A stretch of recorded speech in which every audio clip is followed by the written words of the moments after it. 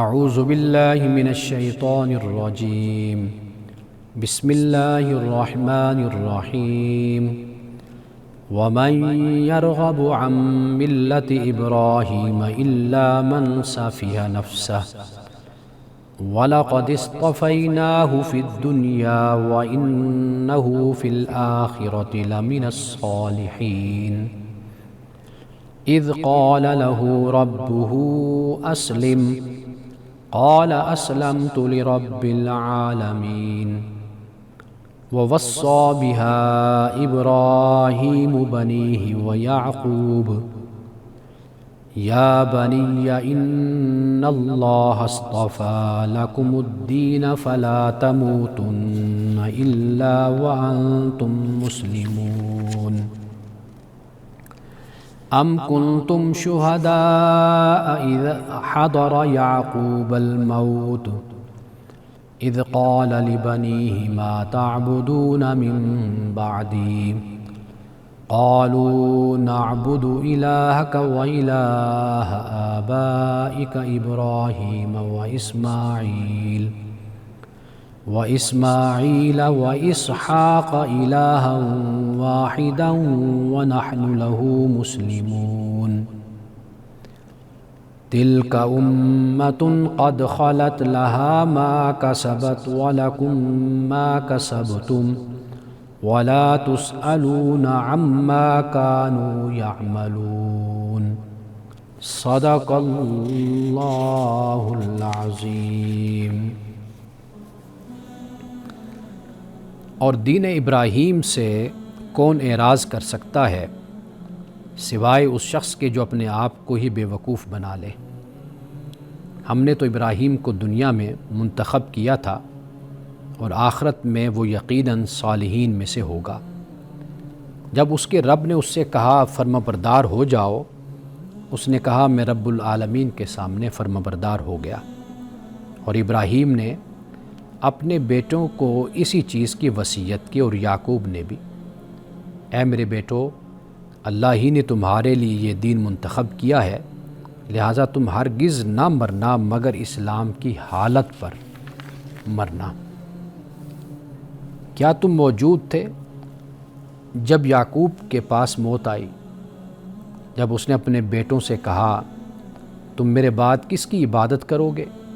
انہوں نے جواب دیا ہم ایک ہی خدا کی عبادت کریں گے جو آپ کا خدا ہے، آپ کا الہ ہے اور آپ کے باپ ابراہیم، اسماعیل، اسحاق کا خدا ہے، ایک ہی خدا اور ہم اسی کے فرما بردار ہیں۔ یہ ایک امت تھی جو گزر گئی، ان کے لیے وہی ہے جو انہوں نے کمایا اور تمہارے لیے وہ جو تم کماؤ گے، اور تم سے ان کے اعمال کے بارے میں نہیں پوچھا جائے گا۔ پروگرام الکلام میں آپ تمام دیکھنے والوں کو خوش آمدید بحمد اللہ تعالی۔ آج ہم نے سورۃ البقرہ کی آیت نمبر 130 سے 134 تک کا ہم نے ترجمہ بھی پڑھا اور تلاوت کا شرف بھی حاصل کیا۔ اب آئیے ہم اس پہ مختصر گفتگو کرتے ہیں۔ سب سے پہلے ہمارے سامنے ہے آیت نمبر 130۔ مدینۃ المنورہ میں یہودی یہ دعویٰ کرتے تھے کہ وہ ابراہیم علیہ السلام کے وارث ہیں۔ قرآن پاک نے اس لیے فرمایا کہ ما کان ابراہیم یہودیوں ولا نصرانیوں ولکن کان حنیفا مسلما وما کان من المشرکین۔ ابراہیم نہ یہودی تھے نہ نصرانی تھے اور نہ وہ مشرک تھے، وہ کیا تھے؟ حنیف مسلم، یعنی جو دائیں اور بائیں نہیں، ادھر ادھر نہیں، بلکہ سیدھا بالکل اپنے رب کی طرف متوجہ رہتا ہے، یکسو رہتا ہے، اللہ کی طرف سے جو حکم آتا ہے وہ اسی کی پیروی کرتا ہے ایز اٹ از، اس میں کوئی رد و بدل نہیں ہوتا۔ تو یہ قرآن پاک نے بیان کیا، اور یہاں سے یہ بھی بتا دیا کہ قرآن کے مطابق ابراہیم علیہ السلام کا اصل وارث وہ ہے جو ابراہیم کے راستے پر ہے، نسل کافی نہیں ہے، یعنی رسول اللہ صلی اللہ علیہ وسلم آپ تو اولاد ابراہیم سے ہیں، حضرت اسماعیل علیہ السلام کی اولاد سے۔ اسماعیل ابراہیم کے لخت جگر ہیں، بیٹے ہیں، لیکن پھر اس کے بعد جو رسول اللہ کے پیروکار ہیں، جو آپ پہ ایمان لانے والذین آمنوا معہ وہ ہیں، تو اللہ ان کو بھی اسی میں شامل کرتا ہے کہ وہ بھی ابراہیم علیہ السلام ہی کے دین پر ہیں۔ تو گویا جو رسول اللہ کی پیروی کرنے والے ہیں، آپ کے مطیع ہیں، آپ پر ایمان لانے والے ہیں، مسلمان ہیں، مومن ہیں، تو وہ بے شک حضرت ابراہیم کی اولاد سے نہ ہوں، آپ کی نسل سے نہ ہوں، لیکن وہ اصل وارث وہ بن جاتے ہیں۔ اسی بات کو سورۃ الممتحنہ میں بھی بیان کیا، اور اسی بات کو سورۃ آل عمران میں بھی اللہ سبحانہ وتعالیٰ نے بیان کیا ہے۔ تو یہ آیت ہمیں یہی بات بتاتی ہے کہ اصل وارث ابراہیم کے وہ نہیں ہے جو نسل سے ہیں، بلکہ اصل وارث وہ ہیں کہ جو ابراہیم کے راستے پر ہیں، ابراہیم نے جو دین دیا اس پر وہ عمل کرنے والے ہیں۔ لیکن یہودیوں نے جو کیا، انہوں نے یہ کیا کہ ابراہیم کے دین کو نسلی تفاخر بگاڑ کر ایک نسلی تفاخر بنا دیا، نسلی فخر بنا دیا، کہ چونکہ یہ ابراہیم کی جو نسل سے ہے، اولاد سے ہے، ذریت سے ہے، تو لہٰذا یہ ایک مقام برتری ہے، یہ فضیلت کا مقام ہے۔ بے شک اعمال جیسے بھی ہوں، ایمان اسلام پر پابندی نہ ہو، خیال نہ کیا جائے، تو وہ اتنا میٹر نہیں کرتا، اصل کیا ہے؟ وہ نسلی فخر ہے۔ اب یہاں پہ آیت نمبر 130 میں اللہ پاک نے اسی بات کو بیان کر دیا کہ دین ابراہیمی سے جو انحراف ہے یہ عقلی حماقت ہے، یہ حماقت کا کام ہے۔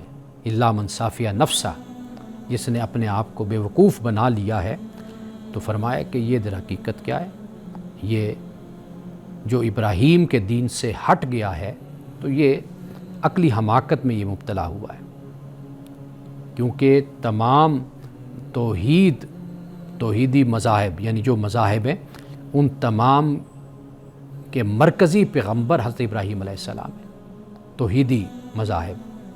تو پھر وقت گزرنے کے ساتھ ساتھ جو مذہب کی شکل بگاڑتے چلے گئے، تو وہ کہاں پر ابراہیم علیہ السلام کے پیروکار رہے۔ اللہ تعالیٰ نے پھر دین ابراہیم کو زندہ کرنے کے لیے محمد رسول اللہ کو بھیجا۔ اب محمد رسول اللہ جو تعلیمات دے رہے ہیں خدا کی وحی ہے، اللہ کی وحی ہے، اللہ کی کتاب ہے، اور وہی ہے کہ جو اللہ نے آدم سے لے کر حضرت مسیح تک جو دین دیا وہی محمد رسول اللہ پیش کر رہے ہیں۔ تو لہٰذا اب یہ نہیں دیکھنا کہ نسلی فخر اور تفاخر کی بات، بلکہ اب یہ دیکھنا ہے کہ جو ابراہیم کا اصل پیغام اور دین جو ابراہیم نے دیا تھا اب وہ کس کے پاس ہے؟ وہ محمد رسول اللہ صلی اللہ علیہ وسلم کے پاس ہے۔ ابراہیم علیہ السلام کو تورات میں خلیل اور چنا ہوا، منتخب، یہ تورات میں کہا گیا ہے حضرت ابراہیم علیہ السلام کو، اور انجیل میں فادر آف فیتھ یہ ابراہیم علیہ السلام کے لیے فرمایا گیا، بیان کیا گیا۔ اب یہاں پر بھی تو اللہ پاک یہ فرما رہے ہیں وَلَقَدِ اصْطَفَيْنَاهُ فِي الدُّنْيَا، کہ ہم نے اس کو چن لیا دنیا میں، اور وَإِنَّهُ فِي الْآخِرَةِ لَمِنَ الصَّالِحِينَ، اور بے شک وہ آخرت میں صالحین میں سے ہی ہوں گے، ان میں ان کا شمار ہوگا۔ لہٰذا جو بات ہمیں سمجھ آتی ہے کہ دین ابراہیم وہ خالص توحید ہے، نسل پرستی کو اسلام رد کرتا ہے، اسے مردود قرار دیتا ہے، اور اللہ ہی کی طرف سے ابراہیم کا چناؤ ہے اور ان کا انتخاب ہے، اور آخرت میں اللہ تعالیٰ نے ابراہیم کو بلند مقام کی بشارت دی ہے۔ اب اس کے بعد دیکھیے کہ جو آیت نمبر 31 ہے، اس میں اگر دیکھا جائے تو ابراہیم علیہ السلام کی پوری زندگی کو بیان کر دیا گیا ہے۔ ایک تو کیا، اللہ نے حکم دیا وطن چھوڑ دو، تو وطن چھوڑ دیا، آگ میں ڈالے گئے، اللہ نے فرمایا یا نار کونی بردم و سلام علی ابراہیم، اے آگ ٹھنڈی ہو جا، ایسی ٹھنڈی جو سلامتی والی ہو ابراہیم پر۔ اب یہ آپ کا سفر ہے، پھر بیٹے کی قربانی ہے، یہ کتنا بڑا کام ہے کہ ایک بیٹا ہے اور اس کو آپ ذبح کرنے لگیں۔ یہ سب کیا ہے؟ یہ اسلم تو کا عملی اظہار ہو رہا ہے، اسلم تو کا، یعنی اللہ پاک نے یہ فرمایا کہ جب ابراہیم کو اس کے رب نے کہا کہ جھک جا، اسلم، فرما بردار بن جا، اپنے آپ کو سپرد کر دے، تو فوراً عرض کی مولا میں نے تیرے لیے اپنے آپ کو سپرد کر دیا، تیرے سپرد کر دیا میں تیرا فرما بردار بن گیا۔ اور یاد رکھیے جو عقل سلیم ہے نا، عقل سلیم وہ اللہ کی اطاعت میں امن پاتی ہے، عقل سلیم یا فطرت سلیمہ آپ اس کہہ لیجئے، الا من اتی اللہ بقلب سلیم، کہ اللہ کی بارگاہ میں جو سرخرو ہوگا وہ شخص ہوگا جو قلب سلیم، ایسا دل جو جھکا ہوا فرما بردار، شرک سے، سرکشی سے، اخلاقی خرابیوں سے پاک صاف ستھرا ہوگا، تو وہ اللہ کی بارگاہ میں قابل قبول ہوگا، اللہ اس کو قبول فرمائے گا۔ تو یہاں حضرت ابراہیم علیہ السلام نے اپنے آپ کو اللہ کی بارگاہ میں جھکا لیا، اس لیے تورات میں اوبیڈینٹ ٹو گاڈ یہ الفاظ آتے ہیں، اور اسی طرح انجیل میں ماڈل آف فیتھ یہ الفاظ حضرت ابراہیم علیہ السلام کے لیے استعمال ہوئے ہیں۔ وقفے کے بعد یہیں سے ہی اپنی گفتگو کا آغاز کرتے ہیں۔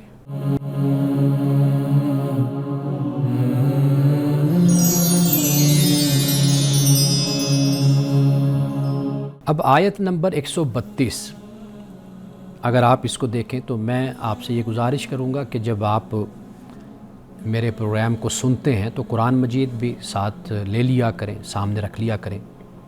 ترجمہ ممکن ہے جو میں پڑھوں وہ مختلف ہو، لیکن یہ ہے کہ آپ عربی بھی سامنے رکھیں اور ساتھ ساتھ دیکھتے جائیں، اور جب میں آیت نمبر بولوں گا تو واضح بات ہے پھر میں اس کی وضاحت اور اس کی تفسیر اردو میں بیان کرتا ہوں، تو وہ آپ کے لیے آسانی ہو جائے گی کہ آپ اس کو سمجھ سکتے ہیں۔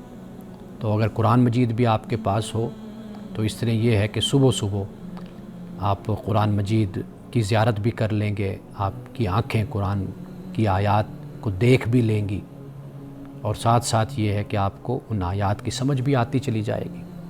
اب دیکھیے کہ آیت نمبر 32 ہے، حضرت ابراہیم علیہ السلام نے خود صرف توحید نہیں اپنائی، یعنی خود اپنا عقیدہ توحید اختیار نہیں کیا، بلکہ اپنی جو نسل بعد نسل ہے، نسل بعد نسل جس کو ہم کہتے ہیں، اس کو بھی یہ بتا دیا کہ بھئی یہ توحید یہ ہے اور اس پر تم لوگوں نے قائم رہنا ہے۔ موت تو کسی وقت بھی انسان کو آ سکتی ہے، کوئی بھی انسان ہو اس کو موت آ سکتی ہے، لیکن عقل کا تقاضا یہ ہے، فطرت کا تقاضا یہ ہے کہ انسان ہر حالت میں اسلام پر رہے۔ اب اسلام سے مراد کیا ہے؟ یعنی اللہ کی فرما برداری میں رہے۔ اس کے لیے کوئی ضروری نہیں ہوتا کہ کوئی خاص وضع قطع کوئی حالت اختیار کرے انسان۔ اس سے مراد یہ ہے کہ قلب سلیم، آپ کے دل کا جھکاؤ رب کی طرف رہنا چاہیے، ہاتھ کارول دل یارول، کام کرتے رہیے لیکن اپنے رب سے غافل نہ ہو۔ حضرت سلطان باؤ رحمۃ اللہ علیہ نے فرمایا جو دم غافل سو دم کافر، غافل در حقیقت وہ خدا سے دور ہو جاتا ہے۔ کافر سے مراد یہاں پر ناشکرہ بھی آپ کہہ سکتے ہیں۔ تو غافل نہ رہیے اپنے رب سے، انسان جب غافل ہوتا ہے تو پھر ناشکرہ ہو جاتا ہے۔ تو اس چیز کا خیال کیجئے کہ حضرت ابراہیم علیہ السلام نے اسی بات کی تعلیم فرمائی، حضرت یعقوب نے بھی اسی بات کی تعلیم دی کہ موت تو کسی وقت بھی آ سکتی ہے، لیکن انسان ایسی حالت میں رہے کہ انسان کی توجہ، انسان کا احساس اپنے رب کے ساتھ ہو۔ یہ سب سے اہم بڑی بنیادی بات ہے۔ جو بھی کام آپ کرتے رہیں کوئی مسئلہ نہیں ہے، آپ نماز پڑھ رہے ہیں یا آپ بازار میں کام کر رہے ہیں، کسی آفس میں کام کر رہے ہیں، چھوٹے سے چھوٹا کام ہو بڑے سے بڑا کام تو خیر کوئی چھوٹا نہیں ہوتا، لیکن اپنے گریڈ کے لحاظ سے تو آپ وہ کرتے رہیں، اپنے رب کو آپ یاد رکھیے۔ تو اس حالت میں اگر انسان کو، ایک مومن کو، مسلمان کو موت آئے تو وہ بڑی خوش نصیبی کی بات ہے۔ اور اسی طرح تورات کو بھی ہم جب دیکھتے ہیں تو میں ذرا تورات کا اور انجیل کا حوالہ اب کوشش کروں گا کہ ساتھ ساتھ دیتا رہوں، تاکہ یہ بھی معلوم ہوتا رہے کہ قرآن مجید اسی کتابوں کا تسلسل ہے، اگرچہ ان کتابوں میں کہیں کہیں تحریف ہوئی لیکن ایسا نہیں ہے کہ سب کچھ وہاں پر غلط ہے. بہت کچھ ہے کہ جو جب قرآن مجید کی روشنی میں اس کو ساتھ دیکھتے ہیں، جیسے میں نے ایک موقع پر آپ کو اپنی کتاب کے بارے میں بتایا تھا، قرآن اور بائبل، وہاں میں نے اسی بات کی کوشش کی کہ جو قرآن بیان کر رہا ہے، جو تورات بیان کر رہی ہے، ان میں مماثلت، ریزیمبلنس کیا ہے اور کن حوالوں سے ہے. اب یہاں پہ تورات میں بھی حضرت یعقوب علیہ السلام نے بیٹوں کو توحید ہی کی وصیت کی تھی. توحیدی مذاہب یہی ہیں، اسلام ہے اور حضرت موسیٰ علیہ السلام جو دین لے کر آئے، یعنی آپ کے جو پیروکار ہیں، تورات ہو گیا، یہود جس کو ہم کہتے ہیں، اور اسی طرح مسیحی اس وقت یہ ہے جو اس وقت غالب آپ کو نظر آتے ہیں دنیا میں. تو تورات میں بھی حضرت یعقوب علیہ السلام کی اس وصیت کا بیان ہے کہ جو آپ نے اپنے بیٹوں کو کی تھی. اب اس کے بعد آئیے آیت نمبر 133. اب حضرت یعقوب علیہ السلام کے پاس موت آئی تو اللہ پاک فرماتا ہے ان سے، یہود سے، کیا تم اس وقت موجود تھے؟ واضح بات ہے وہ موجود نہیں تھے. حضرت ابراہیم، حضرت یعقوب نے اپنے بیٹوں کو جو بات کہی کہ میرے بعد جو عبادت ہے وہ اللہ کی صرف عبادت ہے، الہ وہی ہے تمہارا، وہ ابراہیم، اسماعیل، اسحاق کا ایک ہی خدا ہے. یعقوب کی موت کے وقت ان کے بیٹے 12 قبائل کے بانی تھے، وہ یہاں پر موجود ہیں. سب نے توحید پر اتفاق کیا. آپ دیکھ لیجئے، سب نے توحید پر اتفاق کیا. یہ تصور توحید بالکل واضح، صاف، شفاف ہے. یہ بات ذہن میں رہنی چاہیے. اگر یعقوب کا دین یہاں پر جیسے بیان کہ یہودیت نامی الگ مذہب ہوتا تو واضح طور پر کہا جاتا، لیکن قرآن کیا بتاتا ہے کہ سب کا دین اسلام ہے جو محمد رسول اللہ صلی اللہ علیہ وسلم لے کر آئے. اصل تو پیغمبر ہے نا نمائندہ، بعد میں آنے والے امتی وہ تو اس کے دعوے دار نہیں ہو سکتے کہ جی یہ وہی ہے جو اللہ کا پیغمبر لایا تھا. یہ تو نہیں ہو سکتا. وقت کے ساتھ ساتھ بہت سے معاملات بگڑ جاتے ہیں، خرابیاں واقع ہو جاتی ہیں.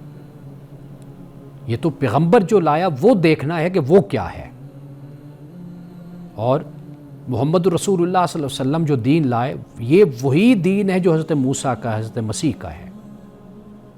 یہ وہی دین ہے.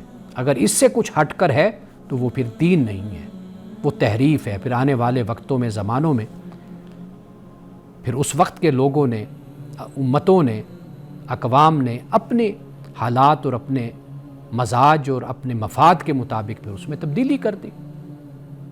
تو لہٰذا ہمارے پاس ایک آئینہ ہے، ہمارے پاس نگران اور نگہبان ہے. وہ کیا ہے؟ وہ قرآن ہے. اسی طرح تورات میں بھی اس بات کو بیان کیا گیا کہ یعقوب کے بیٹوں نے گاڈ آف یور فادرز اس کو مانا، یعنی توحید پر وہ ایمان لائے اور اس کو بیان کیا. اب اس کے بعد ہم بات کرتے ہیں آیت نمبر 134. یہ بہت اہم آیت ہے اور میں ہمیشہ یہ گزارش کرتا ہوں اگر ہم اس آیت کو سمجھیں اور اس کو اپنے دل و دماغ میں اتاریں، مسلمانوں کے سارے جو مسلک اور فرقوں کی بنیاد پر جھگڑے ہیں وہ سارے ختم ہو جائیں گے. جو ہم تاریخ پر لڑتے ہیں، ماضی پر لڑتے ہیں، واقعات اور حالات پہ جو ہمارے ہاں لوگ دست و گریبان بھی ہوتے ہیں، ایک دوسرے پر کفر کے فتوے بھی لگاتے ہیں اور پھر گستاخیاں بھی کرتے ہیں. اگر یہ آیت ہمارے پیش نظر ہو، دیکھیے کتنی خوبصورت بات ہے.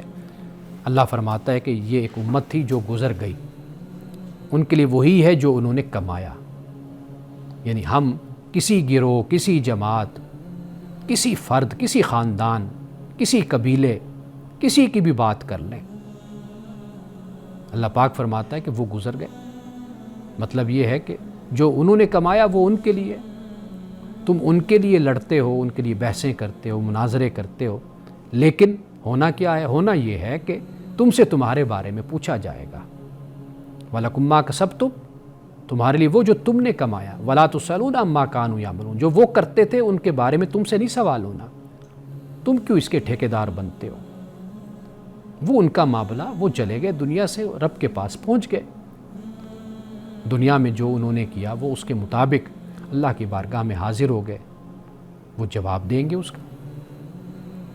تم سے کب قیامت کے دن یہ پوچھا جائے گا جی فلاں نے جو کیا تھا تم اس کے بارے میں تم کیا کہتے تھے، تم کس طرح ان کے لیے لڑا کرتے تھے، مناظرے کرتے تھے، تمہیں کس نے اس کا ٹھیکیدار بنایا تھا؟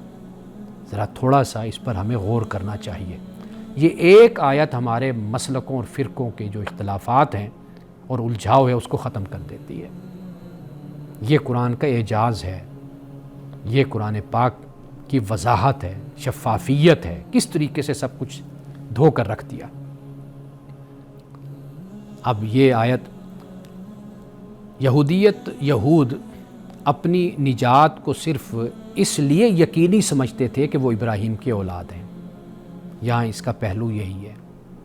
دیکھیے انبیاء علیہ السلام ہیں، حضرت ابراہیم علیہ السلام ہیں، وہ کہتے ہیں کہ ہم ان کی اولاد ہیں۔ قرآن نے کہا انبیاء کی جماعت گزر گئی، ان کے لیے وہ جو انہوں نے کمایا، تم اس پر فخر کیے جا رہے ہو کہ جی ہم ان سے تعلق رکھتے ہیں، ہم ان کے اولاد ہیں، ہم ان کی نسل سے ہیں، ان کی ذریت سے ہیں، تو لہٰذا ہم ان کی وجہ سے جنت میں چلے جائیں گے۔ بے شک نہ ایمان، نہ اسلام، نہ عمل، چاہے دنیا میں فساد پھیلایا، ظلم کیا، سرکشی کی، اللہ کی مخلوق کو ستایا، تنگ کیا، ایک پست قسم کی زندگی گزاری علم میں، عمل میں، پھر ناز یہ ہے کہ جی ہم ان کی ذریت ہیں، ہم ان کی اولاد ہیں۔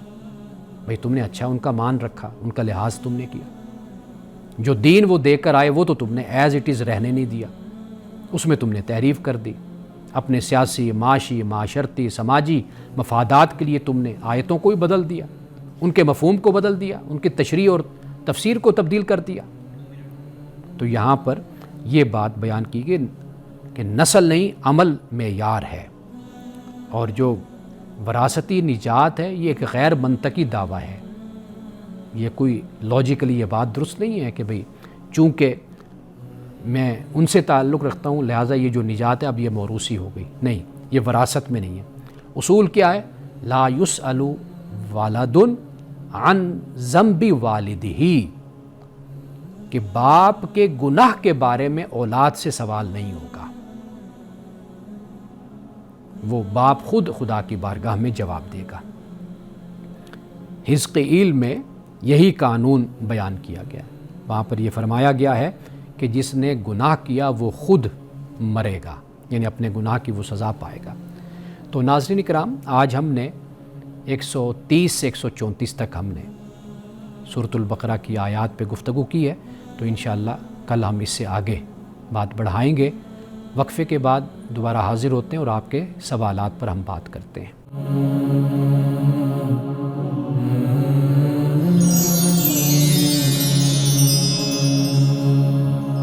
وقفے کے بعد آپ کے سوالات کے ساتھ حاضر ہیں۔ آپ جانتے ہیں کہ ہم نے جب درس قرآن کا آغاز کیا تھا تو اب بحمداللہ تعالی ہم پہلا پارہ مکمل کرنے والے ہیں، لیکن کچھ سوالات جو شروع میں ہی میرے پاس آتے رہے قرآن مجید کی آیات کی روشنی میں، ان کو میں کم ہی ان سوالات پہ بات کرتا رہا ہوں، لیکن اب میں چاہتا ہوں کہ کچھ سوالات وہ بھی لے لیے جائیں تاکہ وہ جو سلسلہ سوالات کا ہے یا ناظرین آپ لوگ انتظار کرتے ہیں تو آپ کو ان سوالوں کے جواب بھی ساتھ ساتھ ملتے جائیں۔ یعنی یہ وہ سوالات ہیں کہ جو ناظرین قرآن کو پڑھتے ہیں، پڑھ کر پھر یہ سوالات بھیجتے ہیں، تو یہ سوالات بڑے اہم ہیں۔ ایک تو سوال ایسا ہوتا ہے نا کہ جو خاندانی، معاشرتی، فقہی حوالے سے ہوتے ہیں، تو قرآن مجید سے متعلق بھی سوالات آپ مجھے بھیج سکتے ہیں۔ پہلا سوال یہ ہے کہ سورۃ البقرہ کی آیت نمبر جو 8 ہے، پوچھنے والا یہ پوچھتا ہے کہ مدینے میں جو نفاق پیدا ہوا اس کی کیا وجہ ہے؟ یعنی کہ تقریباً 13 سال کا عرصہ تو مکہ کا بھی بنتا ہے، تو مکہ میں نفاق نہیں پیدا ہوا، وہاں پر کفر شرک تو تھا لیکن نفاق نہیں تھا، تو یہ مدینے میں آخر نفاق کیوں پیدا ہو گیا، منافق وہاں پر کیوں ہوئے؟ یہ بڑا اہم سوال ہے۔ اس کی وجہ یہ ہے کہ مکہ میں تو رسول اللہ صلی اللہ علیہ وسلم وہاں پر آپ کی پیدائش ہوئی، اور آپ نے اسی معاشرے میں سماجی حوالے سے کام کیا، رفاعی حوالے سے کام کیا، سیاسی حوالے سے کام کیا، آپ جنگوں میں بھی شریک ہوتے رہے، تو وہیں پر آپ پلے بڑھے، پھر جوان ہوتے گئے، 40 سال کی عمر میں پھر آپ نے اعلان نبوت فرمایا، اللہ کی وحی اتری، تو وہاں پر بالکل جو سینیریو ہے، پس منظر ہے، وہ مختلف ہے۔ لیکن جب آپ مدینہ تشریف لاتے ہیں تو یہ بالکل ایک نو وارد جسے کہتے ہیں وہ ہیں، آپ یہاں پر اجنبی ہیں۔ اب وہاں پر جب آپ آتے ہیں تو واضح بات ہے کہ وہاں پر پہلے بھی اس معاشرے کی کچھ اکائیاں موجود تھیں، اور بہت سے لوگ تھے جو اسلام قبول کر چکے تھے، ان کا بھی اثر رسوخ تھا۔ اب ایک صورت تو یہ تھی کہ وہ علل اعلان اسلام کی مخالفت کرتے، جب علل اعلان مخالفت کرتے تو اپنے قبیلے سے لوگوں سے ان کو مخالفت کا سامنا کرنا پڑتا، تو اب ان کے پاس راستہ کوئی نہیں تھا۔ رسول اللہ جب تشریف لائے تو آپ نے اپنی حکمت عملی سے میثاق مدینہ بھی وہاں پر کیا، اور میثاق مدینہ کو کسی وقت ہم پڑھیں گے تو میں آپ کو بتاؤں گا کہ کس طریقے سے آپ نے اس سوسائٹی کو باندھ کے رکھا، یعنی جو اندر سے شر پسندی تھی اس کے دروازے بھی بند کر دیے، جو باہر سے ہونا جس کا امکان تھا اس کو بھی بند کر دیا، اور وہاں پر جو رہنے والے تھے ان کو مذہب سے بلند اس لوکیلٹی کے حوالے سے ان کو آپس میں جوڑ دیا کہ عقیدہ سب کا اپنا اپنا ہے، ہم نے یہاں پر امن قائم کرنا ہے، اور اس جگہ کو اور اس معاشرے کو اور اس مقام کو جو مدینہ ہے اس کو ہم نے پورا محفوظ رکھنا ہے۔ یہ آپ کی پالیسی تھی، حکمت عملی تھی۔ اب واضح بات ہے کہ وہاں پر جو لوگ تھے وہ ایسے لوگ جو وہاں پر کچھ سیاسی طاقت بن رہے تھے یا بننا چاہتے تھے، جیسے رئیس المنافقین کے بارے میں عبداللہ بن ابی کے بارے میں آتے کہ اس کو تاج پہنانے والے تھے، ادھر سے رسول اللہ تشریف لے آئے۔ اب وہ اپنے قبیلے سے لڑ تو نہیں سکتا تھا یا دوسرے قبائل سے، اب طریقہ یہ اختیار کیا گیا کہ ظاہری طور پر تو حامی بھر لو، اپنے آپ کو دکھا دو میں مسلمان ہوں، اندر سے جڑیں کاٹو، جب اسلام کمزور ہو جائے گا، مسلمان کمزور ہو جائیں گے تو پھر ان کا خاتمہ کر دیں گے۔ کفار مشرکین کے ساتھ مل کر انہوں نے یہ کوشش بھی پھر آخری وقت تک جاری رکھی۔ تو لہٰذا نفاق کی ایک وجہ یہ بھی ہے کہ جب آپ کے مقابل ایک نئی طاقت بنتی ہے، خیر کی قوت آتی ہے وجود میں، تو پھر وہ جو دوسرا طبقہ ہوتا ہے جو وہاں پر آلریڈی ہوتا ہے، اس میں پھر یہ نفاق پیدا ہو جاتا ہے اپنے مفادات کے تحفظ کے لیے۔ تو یہ ایک وجہ ہمارے سامنے آتی ہے، یعنی یہودی قبائل اور بعد عرب قبائل ان کی مخالفت کی وہ طاقت نہیں رکھتے تھے، تو لہٰذا انہوں نے نفاق کو اختیار کیا۔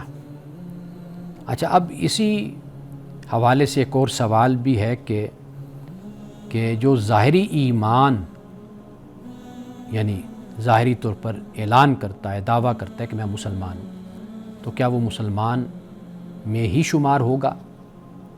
دیکھیے، یہ دو باتیں ہیں کہ اسلام ایک ایمان کا معاملہ تو خدا نے اپنے ہاتھ میں رکھا ہے، یعنی جب ایک شخص کہتا ہے میں مانتا ہوں اللہ کی توحید پر ایمان لایا ہوں، رسول اللہ کی رسالت و نبوت پہ میں ایمان لایا ہوں، آخرت کو میں مانتا ہوں، یعنی سب کچھ جو مبادیات دین ہے جس سے ایک انسان اس برادری کا، امت کا فرد بنتا ہے، تو وہ اس کا اعلان وہ کر رہا ہے۔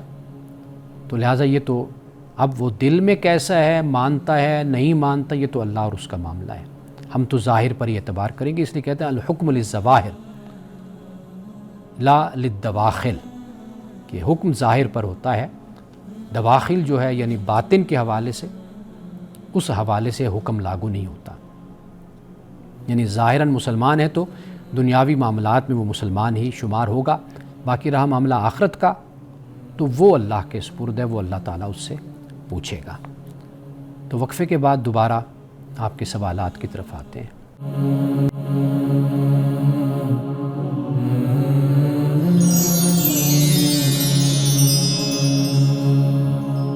اب ایک سوال یہ ہے کہ یہ جو منافقت ہے، ہپوکریسی جس کو کہا جاتا ہے، یہ قرآن کہتا ہے کہ یہ بڑھتا ہے، فزادہم اللہ مرضا، تو یہ کیسے بڑھتا ہے؟ آئیے ذرا اس پر غور کرتے ہیں کہ یہ نفاق کی جو مرض ہے، بیماری، منافقت، یہ کیسے بڑھتی ہے؟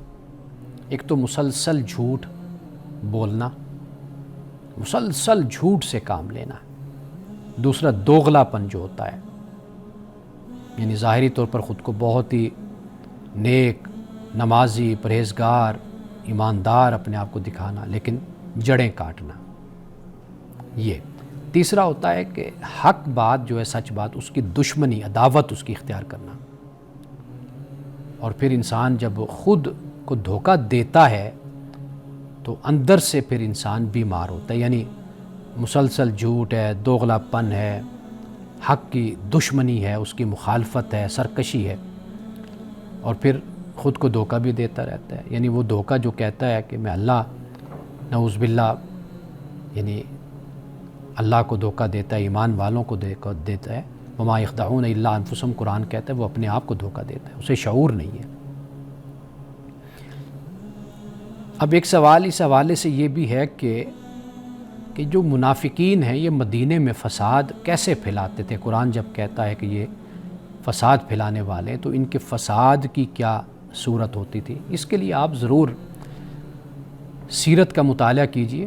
سیرت کو آپ پڑھیں گے تو آپ مدینے کے حالات، واقعات اور ماحول سے آپ کو واقفیت ہوگی، اس کا ضرور آپ مطالعہ کیا کریں، بلکہ عادت بنائیں کہ آپ سیرت کو ضرور پڑھیں۔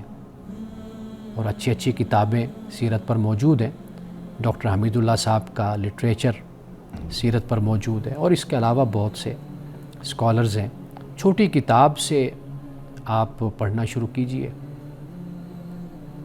جیسے مناظر احسن گیلانی صاحب کی کتاب ہے النبی الخاتم، چھوٹی سی کتاب ہے، سیرت پر ہے، آپ اس کو پہلے پڑھیے، تو اس طرح تدریجاً آگے بڑھتے جائیے، تو اس کا ضرور مطالعہ کیجیے۔ خیر، میں آپ کے اس سوال کا جواب دیتا ہوں۔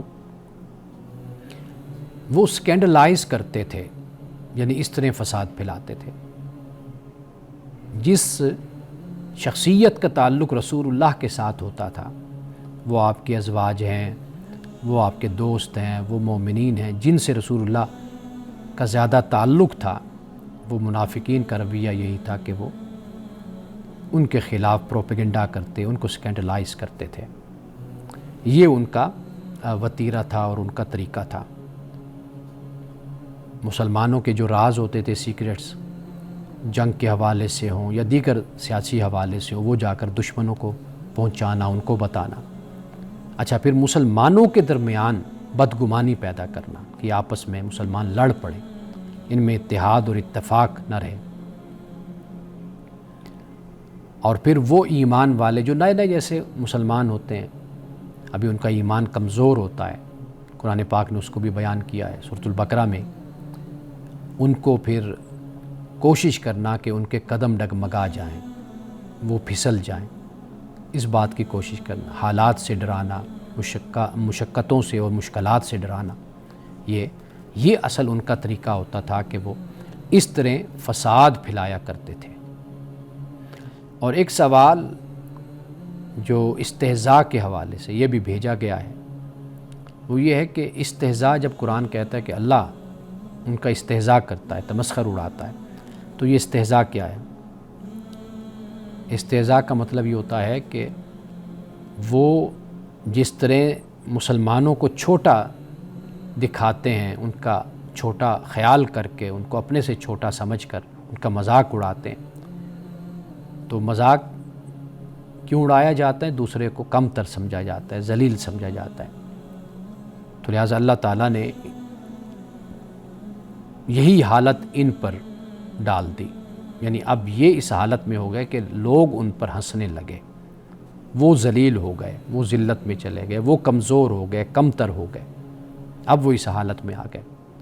تو یہ در حقیقت اللہ کا استہزاء ہوتا ہے، یعنی اللہ استہزاء نعوذ باللہ نہیں کرتا، یعنی استہزاء سے مراد کیا؟ نتیجہ، کانسیکوینسز جو ہیں وہ اللہ تعالیٰ ان کو دے دیتا ہے کہ بھئی تم نے ایمان والوں کے ساتھ یہ کیا، میرے احکام کی، میرے دین کا تم نے مذاق اڑایا، یہ میں تمہیں اس کا جو نتیجہ ہے وہ میں تمہیں دیتا ہوں۔ تو یہ در حقیقت استہزاء سے مراد یہ ہے۔ اب اس کے بعد ایک بڑا اہم سوال ہے، وہ یہ ہے کہ آپ جانتے ہیں کہ قرآن نے یہ بھی کہا کہ صم بکم عمی، ان کو اندھا بہرا ہے، گنگے ہیں، اور یہ قرآن پاک نے کہا ان لوگوں کو۔ اب واضح بات ہے کہ ان کے کان بھی تھے، آنکھیں بھی تھیں، وہ بولتے بھی تھے، سب کچھ تھا، اور بڑے بڑے عقل والے لوگ بھی تھے ان میں۔ قرآن نے کہا کہ سم بکم عمی فہم لا یرجعون، کیوں کہا؟ اس لیے کہ اخلاقی اندھا پن جس کو کہا جاتا ہے نا، یہ یعنی مورل جو بلائنڈنس جس کو کہا جاتا ہے، یہ وہ ہے، جسمانی طور پر نہیں ہے۔ اور پھر سچ سننے، کہنے اور دیکھنے کی صلاحیت پھر ختم ہو گئی۔ یہ بڑی ایک معصیت کی سزا ہے، نافرمانی کی، سرکشی کی۔ دیکھتے تھے، سب کچھ تھا ان کے پاس، لیکن اخلاقی طور پر اندھے پن کا شکار ہو گئے۔ ہم ایسے لوگوں کو ملتے ہیں، ہماری ملاقاتیں ہوتی ہیں، ہم دیکھتے ہیں، آنکھیں بہت خوبصورت آنکھیں ہوتی ہیں، ان کی سماعت بھی بہت اچھی ہوتی ہے، بولتے بھی بہت اچھا ہے، لیکن یہ سب کچھ ان کے لیے پردہ بن کے رہ جاتا ہے۔ ان کا علم، ان کی طاقت، ان کی قوت، ان کا مرتبہ، وہ ان کے لیے حق کو پانے میں رکاوٹ بن جاتا ہے۔ یہ وہ بات ہے کہ جسے قرآن پاک یہاں پر بیان کر رہا ہے۔ یہ چند سوالات ہیں جو آپ کی طرف سے بھیجے گئے، اور یعنی سورۃ البقرہ، میں نے یہ بھی گزارش کی ہے کہ آپ قرآن مجید سے متعلق سوالات مجھے بھیجا کریں۔ جو میں نے درس دیا، آپ نے سنا، اس درس پر جو میں نے بیان کیا، اس پر بھی آپ کے ذہنوں میں ضرور سوالات آتے ہوں گے۔ آپ اسی کے ساتھ ہی بیٹھے ہوئے نوٹ کر لیا کریں، اور پھر ہماری اسکرین پر، ٹیلی ویژن کی اسکرین پر آپ دیکھیں گے نمبر آتا ہے، آپ اس پہ ہمیں اپنے سوالات بھیج سکتے ہیں۔ انہی الفاظ کے ساتھ میں آپ سے آج کے پروگرام سے اجازت چاہوں گا۔ انشاءاللہ کل آپ سے دوبارہ ملاقات ہوگی۔ السلام علیکم ورحمۃ اللہ وبرکاتہ۔